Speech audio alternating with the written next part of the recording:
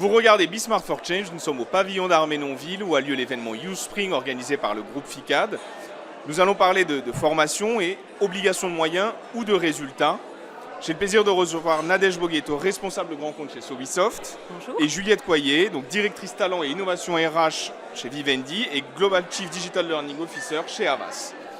Juliette, la formation professionnelle, est-ce qu'aujourd'hui elle est un levier stratégique de transformation des entreprises ou est-ce qu'elle reste encore perçue comme une case à cocher ? Alors pour moi, elle est clairement un levier de transformation pour plusieurs raisons. La première, c'est que la formation, c'est une occasion unique pour les salariés de se rencontrer dans des contextes différents. Donc elle véhicule la culture de l'entreprise dans la façon dont elle est conçue, dont elle est dispensée, dont elle est animée. Et puis on a tellement d'enjeux de transformation aujourd'hui dans nos entreprises que la formation est un allié stratégique définitivement, à la fois parce qu'elle permet de prendre du recul sur nos propres pratiques. On a tendance à faire ce qu'on a toujours fait parce que c'est ce qui nous a permis d'arriver là où on est. Or, le monde a besoin de choses différentes aujourd'hui, nos entreprises ont besoin de choses différentes et la formation apporte cet élément-là. Donc elle est stratégique, elle n'est pas toujours reconnue en tant que stratégique, mais elle est définitivement stratégique. Nadège, levier stratégique ou case à cocher ?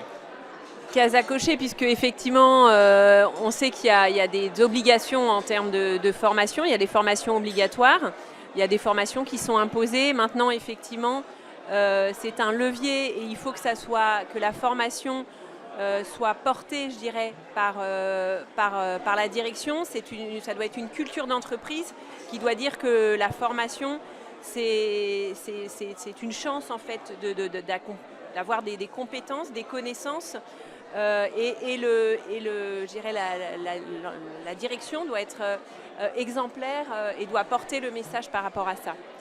En termes de formation, Nadège, on parle beaucoup de résultats. À quoi est-ce qu'on fait vraiment référence quand on parle de résultats dans la formation ? Il y a des résultats à différents niveaux. C'est mon métier d'aller mesurer en fait les résultats d'une formation. Ça peut être des résultats qualitatifs, ça peut être des résultats quantitatifs. Qualitatif, on va notamment mesurer la qualité de la formation. C'est un peu, je dirais, le b.a.-ba de la mesure, mais ce n'est pas suffisant. C'est intéressant de se dire quelle va être la progression en termes de connaissances, compétences acquises. Mais au-delà de ça, c'est de se dire dans quelle mesure ce que j'ai appris va me servir dans mon environnement de travail. Je reprenais l'exemple tout à l'heure de dire j'envoie des collaborateurs suivre une formation au niveau de la prise de parole en public. Si la personne a suivi une belle formation, elle a appris plein de choses, mais qu'au final, on se rend compte que dans le poste qu'elle occupe aujourd'hui, elle ne met pas du tout, elle n'a pas besoin de prendre la parole en public et elle va s'en servir dans son domaine personnel parce qu'elle est dans une association et elle prend régulièrement la parole, c'est bien dommage. Pour le coup, on va pas mesurer là vraiment des résultats, on va s'arrêter à le niveau, la personne a appris des choses, mais ça reste à son niveau et elle s'en sert pas dans son environnement de travail et indirectement, ça ne sert pas les intérêts de l'entreprise. Juliette, sur cette même question des résultats. Je pense qu'il faut juste élargir peut-être un tout petit peu le sujet et au-delà de la formation, c'est le développement dans son ensemble. Et donc en fait, sur la partie formation stricte, on a effectivement des enquêtes de satisfaction, on a du Net Promoter Score qui peut être partagé, mais on a du mal à mesurer ce qui est de l'ordre de l'informel, on a du mal à mesurer ce qui n'est pas encadré par une fonction RH. Donc peut-être que la meilleure... on est bien sur une obligation de moyens et de résultats pour les deux, mais la façon de mesurer le résultat, c'est est-ce que notre entreprise, elle reste compétitive ? Est-ce qu'elle continue à se transformer ? Est-ce qu'on a un niveau d'engagement de nos salariés suffisant ? Tous ces éléments-là sont contributifs de la mesure de la formation ou du développement des collaborateurs dans leur ensemble. Donc une enquête d'engagement peut être aussi une façon de mesurer la performance de ce qu'on propose à nos salariés. Il y a un autre terme qu'on emploie beaucoup dans la formation, c'est celui de motivation de l'apprenant. Dans les faits, comment est-ce qu'on évalue en amont la motivation d'un apprenant ? En fait, ce qui génère la motivation, plutôt que la motivation, on va dire que c'est l'engagement de l'apprenant dans sa formation, c'est le fait qu'il se rende bien à la formation prévue, qu'il la fasse dans les délais impartis, mais avec le bon niveau d'engagement à apprendre. Ce qui va faire la différence, c'est son besoin. Est-ce qu'il a perçu le besoin ? Est-ce qu'il y a eu une prise de conscience de pourquoi est-ce qu'il faut que je travaille sur cet item-là maintenant ? Donc il y a un rôle à jouer de l'entreprise dans le fait d'expliciter ce qui est attendu sur un poste ou sur une fonction, dans le rôle du manager sur son évaluation de ses collaborateurs, mais aussi dans la capacité de chacun à se rendre compte de ce qui peut lui manquer, à savoir exprimer des difficultés. On est au bon endroit pour se former quand on a conscience qu'on a quelque chose à apprendre. Et donc pour ça, c'est peut-être que le meilleur levier, c'est un peu d'humilité. Ça fait toujours du bien pour se mettre dans une dynamique de curiosité et d'apprentissage concret. Donc finalement, cette question de motivation, elle est à la fois individuelle et collective. Elle est individuelle, elle est collective, tout à fait. Et elle est soutenue par notre capacité à marketer aussi ce qu'on peut proposer, à valoriser ce qui est fait. Donc c'est un peu dire ce qu'on va faire ce qu'on a dit et raconter ce qu'on a fait. Si je le résume un peu, c'est tous les leviers du marketing aujourd'hui ou d'une marque. De la même manière qu'une marque doit s'assurer que son expérience client elle est parfaite de bout en bout, l'expérience apprenant doit être parfaite de bout en bout. Nadège, on entend souvent dire qu'une formation, finalement, elle ne fonctionne que si elle est vraiment désirée. Mais dans un contexte de transformation imposée, je pense au numérique, je pense à l'aspect réglementaire ou alors aux questions écologiques, par exemple, est-ce qu'on peut vraiment laisser le choix à l'apprenant ?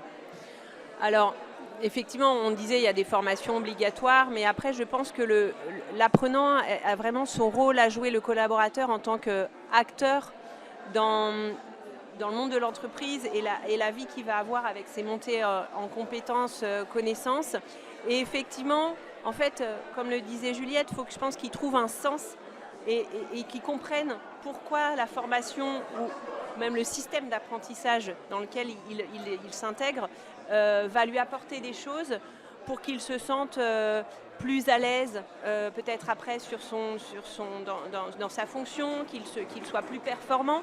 Et je pense que là aussi, le manager a son rôle à jouer. On s'est rendu compte sur cette notion de désirer, d'avoir envie.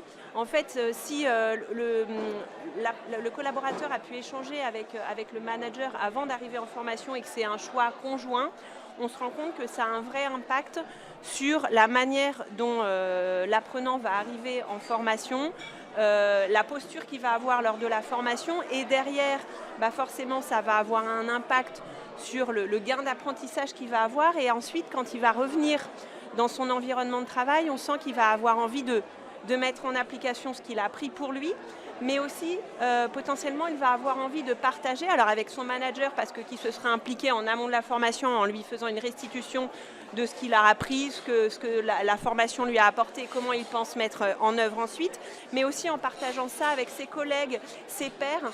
Et là, effectivement, on va voir qu'il y a si la formation elle est désirée, elle est choisie, il va y avoir un vrai impact derrière, pendant la formation et même après. C'est intéressant que vous parliez du rôle des managers dans ce processus. Comment est-ce qu'on les implique sans que, à leurs yeux, ça paraisse comme une charge supplémentaire ? En fait, il faut vraiment que le manager, alors comme je le disais tout à l'heure, il faut que la formation soit portée, je dirais, par les différents acteurs de l'entreprise, la direction, les sponsors, les commanditaires. Et donc, le manager lui-même ait cet ADN et se dise, moi, quand j'envoie mes collaborateurs en formation, c'est du plus que je leur apporte. C'est pas mon collaborateur va être absent pendant 2 jours, comment je vais gérer, ça va être galère. Non, c'est que ok, je m'organise, je sais qu'il part en formation, mais derrière, je sais que ça va apporter quelque chose à l'équipe. Et donc, moi, je suis motivée pour l'emmener en formation. C'est une vraie chance que je lui apporte et donc l'équipe, que ça apporte à l'équipe. Nadège, est-ce que vous pouvez nous... Juste, je voulais rebondir sur le...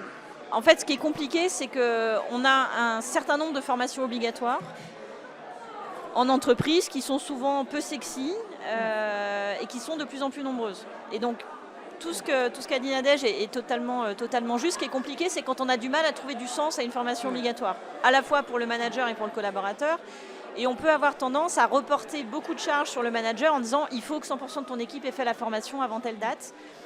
Et donc la tendance dans les entreprises, c'est de déléguer ces formations-là au digital learning, par exemple, avec le risque de galvauder ce que peut être une formation de digital learning, puisque finalement, c'est perçu comme ok, je dois aller cocher mes 10 formations obligatoires cette année, une fois que j'ai fait ça, j'y reviens jamais. Et donc ce juste équilibre entre la formation est une vraie plus-value, est un vrai investissement, est une opportunité pour l'avenir, et en même temps, il y a un certain nombre de passages obligés qu'on est obligé de faire, enfin, qu'on se doit de faire dans un délai imparti, avec en plus des réglementations qui nous obligent à les refaire tous les ans. Donc on est vraiment dans une perte de sens. Mais il faut qu'on arrive à articuler ça, il faut qu'on s'aligne avec les différentes parties prenantes pour ne pas tout faire en même temps et pour avoir ce double discours de l'obligatoire est indispensable, il n'est pas négociable, mais le reste est aussi obligatoire et est aussi important. Et donc c'est comment on rééquilibre ces deux éléments. Nadège, il y a des outils d'évaluation qui sont disponibles en amont. Je peux en parler. Quel type d'assessment ou de diagnostic utilisez-vous pour calibrer les parcours ? Eh bien, en fait, ça va dépendre beaucoup si on est sur des formations métiers ou des formations comportementales. Des formations métiers, on peut faire de l'assessment assez facilement pour aller mesurer les niveaux de connaissances par rapport à des genres de quiz, de QCM auxquels va répondre le collaborateur avant de rentrer en formation pour savoir quel est son niveau de formation et de s'assurer que la formation à laquelle il va assister est en phase avec le niveau qu'il a. Ou par rapport également à des prérequis. Sur l'aspect, donc là c'est assez facile, sur l'aspect comportemental, ça va peut-être être un peu plus compliqué, ça peut être de l'auto-évaluation, de se dire, bon, est-ce que vous, par rapport à cet aspect-là, la gestion du stress aujourd'hui, qu'est-ce que vous faites ? Est-ce qu'il y a des bonnes, des mauvaises réponses ? Et peut-être dans ces cas-là, impliquer en amont peut-être que d'autres acteurs, alors peut-être pas faire un 360, mais impliquer d'autres acteurs, est-ce que d'autres collaborateurs, d'autres managers, pour voir un petit peu quel est le niveau du collaborateur, cette évaluation en amont, avant d'arriver en formation, pour être sûr que la formation, donc elle est de bon niveau, mais elle arrive au bon moment, à la bonne personne. Le format aussi, peut-être vérifier le format de formation. Est-ce qu'on va être sur une formation un peu classiquement présentielle, du e-learning, on va être sur un parcours de formation. Il y a toutes ces choses-là qui peuvent être intéressantes par rapport à l'évaluation. On va s'intéresser, Juliette, à la question financière. La logique budgétaire, elle impose souvent une sorte de massification de la formation. Comment est-ce qu'on peut réconcilier cette logique avec celle du sur-mesure ? En fait, la question derrière ça, c'est est-ce qu'on a une vision strictement française de la formation, donc qui répond aux obligations légales diverses et variées, à la fois dans la façon de comptabiliser et de financer, ou est-ce qu'on a une approche plus large ? Clairement, le développement des compétences de nos collaborateurs, c'est un investissement. Et cet investissement, il est protéiforme. Il faut savoir combiner du niveau, on va dire, de base pour tout le monde. Pour moi, le digital learning offre cette opportunité-là, c'est-à-dire que je peux adresser un très grand nombre de contenus à un très grand nombre de personnes en même temps, avec le même niveau de qualité. Et puis ensuite, il faut proposer des actions plus ciblées, plus sur mesure. Je crois beaucoup à l'opportunité de s'appuyer sur nos ressources internes, c'est-à-dire que les RH, les experts, les opérationnels peuvent être aussi des formateurs en puissance dans nos organisations, donc il faut libérer cette énergie-là. Et puis il faut savoir aller chercher le sur-mesure sur un cas spécifique donné et se donner les moyens d'attirer ces types de profils-là. Et donc la question, c'est pas tellement est-ce qu'il faut beaucoup d'argent ou pas beaucoup d'argent, c'est comment est-ce qu'on s'assure qu'on met les investissements aux bons endroits. On l'évoquait pendant la table ronde, la question de est-ce que je reste dans mon entreprise ou est-ce que je sors de mon entreprise pour me former, ça a un coût, mais ça a aussi un impact, ça a aussi une importance. Parfois, il faut se donner le temps de la transformation, et ça, c'est de l'investissement financier, mais c'est aussi de l'investissement de temps des collaborateurs. Et cet investissement, il a de la valeur parce qu'il va permettre une transformation plus en profondeur. Donc on pourrait se dire qu'on a un peu l'impact de transformation au regard de l'investissement qu'on y met. Et donc il faut faire du massif pour certains sujets, il faut faire du sur-mesure pour d'autres, il faut peut-être faire de la dentelle partout, voilà, il faut arriver à ajuster. Et peut-être le dernier point sur ça, c'est qu'on a l'intelligence artificielle va être pour nous un vecteur de personnalisation ou de customisation hyper fort, où je peux même sur du digital faire de la personnalisation dans les parcours, et donc je refais de l'individualisation dans du massif. Et donc ça, il faut aussi qu'on sache s'emparer de ces éléments-là. Alors, vous avez évoqué une forme de spécificité française dans le rapport à la formation.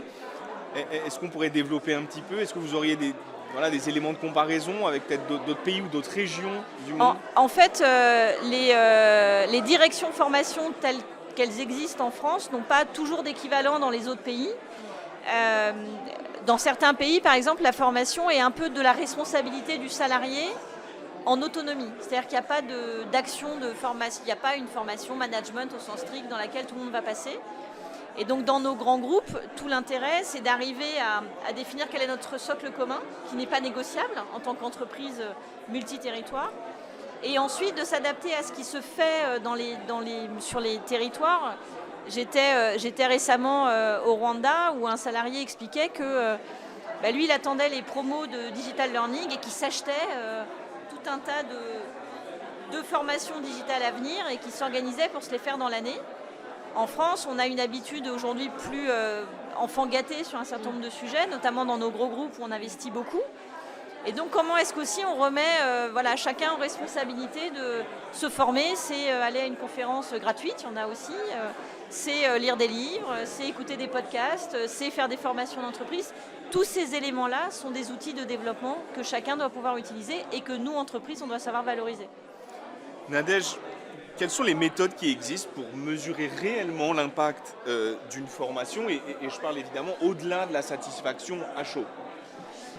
Alors effectivement, si on parle de la satisfaction à chaud, on va plutôt penser à Calliope, la certification Calliope auquel des organismes de formation, mais aussi des universités d'entreprise, et c'est bien le sujet aujourd'hui, des académies doivent répondre.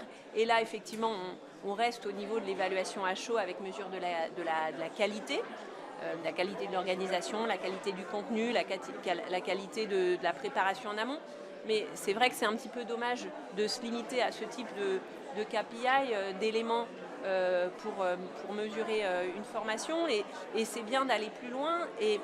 Mais on pourrait dire mesurer l'efficacité, mais même aller encore plus loin, mesurer les résultats directs ou indirects qu'une formation peut apporter à une entreprise. Mais dans ces cas-là, on va parler de retour sur les attentes. Donc on va être sur un processus assez lourd, assez complet, qui va plutôt s'appliquer sur des formations avec une volumétrie importante ou des formations qui sont très stratégiques pour l'entreprise, dans lesquelles on va intégrer les sponsors, les commanditaires, en leur disant quels sont vos objectifs en termes de formation, quels sont vos objectifs, est-ce que la formation est un moyen ou pas d'y répondre, et dans ces cas-là, ok, quels sont les indicateurs qu'on met en place, qu'on va suivre, et quels sont les leviers qui permettent de suivre ces indicateurs. Donc effectivement, s'arrêter à l'évaluation à chaud, c'est très dommage. On peut aller, comme je le démontre, jusqu'à la notion de mesurer le retour sur les attentes, sur les résultats. Mais entre deux, il y a déjà de se dire quelles sont les compétences, connaissances acquises avec le avant d'arriver en formation et après la formation, quel a été mon delta. Et ensuite, surtout là, parce que là, ça reste au niveau de l'apprenant, mais pour l'entreprise et l'équipe, au moins de se dire dans quelle mesure ce que j'ai appris, je le mets en application dans mon environnement de travail. Et là, on est sur du transfert qui se mesure. On parlait d'évaluation à chaud. On va plus être là sur de l'évaluation à froid. Donc, quelques temps après la formation, alors ça peut être très rapide ou bien plus long, selon le temps qu'il faut pour réaliser ce transfert, se dire aujourd'hui, quel est le pourcentage de mise en application de ce que l'apprenant a appris en formation. Est-ce qu'on peut espérer que demain, la formation soit pilotée comme un projet stratégique, avec des indicateurs, des jalons, des objectifs, finalement comme dans n'importe quel autre projet de transformation? Oui, je pense que c'est pas une utopie, c'est-à-dire que charge à nous d'avoir une approche à la fois holistique et systémique de la formation, c'est-à-dire qu'il faut se poser la question de l'ensemble des éléments qui sont constitutifs à ce développement.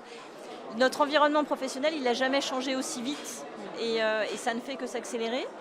Donc on doit avoir cette approche-là et on doit avoir une approche systémique dans le sens où former un individu seul ne transforme pas l'entreprise. En revanche, avoir des actions qui sont beaucoup plus globales, qui sont beaucoup plus systématiques et qui sont beaucoup plus ancrées dans la transformation de l'entreprise, là oui, ça fonctionne. Et pour ça, il faut que les fonctions...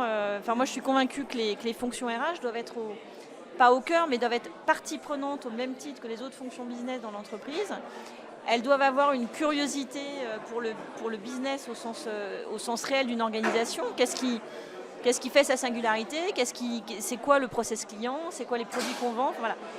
Plus nos RH ont une compréhension forte de ce qui fait le business de l'entreprise, plus elles sont un partenaire de la transformation, à la fois en impulsion mais aussi en réaction. Et il faut qu'on soit dans les deux sens. C'est-à-dire que la formation est un endroit où on peut percevoir beaucoup de signaux faibles. Donc le fait de rencontrer les salariés, le fait d'échanger avec eux, le fait d'animer soi-même des formations est une façon de capter ces signaux faibles et ensuite d'être en proposition sur des éléments de transformation qui n'ont peut-être pas encore été perçus et qui sont structurants. Si je prends l'exemple de l'intelligence artificielle, on peut décréter un gros plan de transformation sur l'intelligence artificielle. Mais ça ne sera pas efficace si on n'a pas pris en compte la maturité de nos salariés, les peurs que ça génère, leurs interrogations sur ce qu'on va faire demain de ces nouvelles compétences. Si nous-mêmes, on ne s'est pas formés, c'est-à-dire que si on dit « allez-y, mais pas nous, nous on est parfaits », ça ne marche pas. Donc, on peut avoir ce rôle-là. J'ai envie de dire, c'est à nous de le prendre. Et c'est à nous d'être très orientés résultats, mesures, performances. Si on a ces trois dimensions-là, on transforme nos métiers de manière assez puissante. Il y a donc finalement une question d'exemplarité qu'on peut évoquer. Oui, exemplarité, on le disait, au niveau de l'organisation, au niveau des directions, au niveau des managers, mais également, et je pense qu'on l'avait évoqué aussi, le fait d'utiliser les différents types d'apprentissage possibles. Aujourd'hui, il y a plein de modalités qui existent, et on l'avait dit avec Juliette, je reprends un peu ses propos, donc je le dis, mais c'est effectivement de se dire, aujourd'hui, on ne va peut-être pas rester sur uniquement de la formation présentielle ou distancielle, mais on a le tutorat, le coaching, on a la réalité virtuelle, on a toutes ces modalités aussi qui vont permettre d'aborder en fait le monde de la formation de demain, d'anticiper peut-être des métiers, des compétences qu'on ne connaît pas encore, qu'on n'a pas, et trouver aussi la bonne alchimie en fait de ces différentes possibilités pour que derrière, aussi bien sur des formations en masse ou des formations plus personnalisées, ça soit impactant et intéressant. Il y a donc finalement, à vous écouter, j'ai l'impression, un effet créateur de lien à travers la formation, au-delà du contenu même de la formation. Oui, il y a un effet créateur de lien, il y a aussi un effet détection de nouveaux talents. C'est-à-dire qu'on a de plus en plus de salariés qui ont développé des contenus, qui ont envie de les partager, et donc ça permet de les faire émerger différemment. On a aussi un enjeu de partage de la culture de l'entreprise, au-delà du lien, c'est-à-dire que d'expliquer ce qu'on fait, pourquoi on le fait, pourquoi il se passe ça maintenant. Et on a un rôle de présence et de... Je vais reprendre d'exemplarité, c'est un peu galvaudé quand on le dit, mais si nous-mêmes on dit là j'ai besoin d'aller me former sur cet élément-là parce que ça me permettra de mieux vous accompagner demain, là on apporte quelque chose. Et quelles que soient les modalités de formation qu'on utilise, le lien il est au cœur, c'est-à-dire qu'on peut utiliser le digital, on peut utiliser plein de modèles, mais il ne faut pas oublier cette dimension du lien et de l'humain, parce que c'est celle qui est la plus transformante. Si je n'ai pas d'expérimentation réelle, si je n'ai pas de contact, de mise en pratique, ce sera moins intéressant et ce sera moins impactant. Donc on doit être dans cette dynamique-là. Oui, on dit pour rebondir, je n'ai pas exactement les chiffres, mais je crois qu'on dit qu'il y a 20 ou 30%, non même plus, de toute la partie apprentissage qui se fait en dehors de la salle de formation, de l'action de formation, parce que c'est des échanges informels, parce que c'est des discussions. Et ça, c'est vrai que c'est difficilement mesurable, mais c'est aussi tout ce lien en fait, humain qui permet de grandir, de continuer à apprendre. Alors vous interveniez toutes les deux ce matin sur une table ronde qui posait la question, donc la formation, obligation de moyens ou de résultats. Il faut trancher. Alors, je vais choisir de ne pas trancher.